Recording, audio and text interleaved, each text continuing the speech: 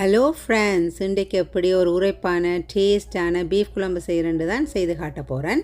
ஒரு பொட்டில் எண்ணெய் சூடு பண்ணி ஏலம், கருவா, பெருஞ்சீரகம், ஒரு பச்சை மிளகாய், வெங்காயம் சேர்த்து ஓரளவுக்கு வதக்குங்க. இது வதங்கினதுக்கு பிறகு ஜிஞ்சர் கார்லிக் பேஸ்ட், தேவையான அளவு கருவேப்பிலை சேர்த்து இதை நல்லா வதக்கி விடுங்க. இதை நல்லா வதங்கினதுக்கு பிறகு 2 பெரிய தக்காளி, தேவையான அளவு உப்பு, மஞ்சள் தூள் சேர்த்து தக்காளியை நல்லா வதக்குங்க. தக்காளி வதங்கினதுக்கு பிறகு மிளகாத்தூள், அதாவது குழம்புத்தூள் சேர்த்து 1 நிமிஷம் வதக்கினதுக்கு பிறகு கட் பண்ணி கழுவி வச்ச பீஃபை இதோட ஆட் பண்ணி நல்லா மிக்ஸ் பண்ணி விடுங்க. அதுக்கு பிறகு தேவையான அளவு இறைச்சி அவியறத்துக்கு தேவையான அளவு தண்ணி சேர்த்து மூடி போட்டு நல்லா குக் பண்ணுங்கள். நான் இடையில் திறந்து இறைச்சி அவிஞ்சிட்டு தாண்டு செக் பண்ணினேன். சரியாக 30 நிமிஷத்துக்கு பிறகு இறைச்சி இப்போ அவிஞ்சு குழம்பு ரெடி.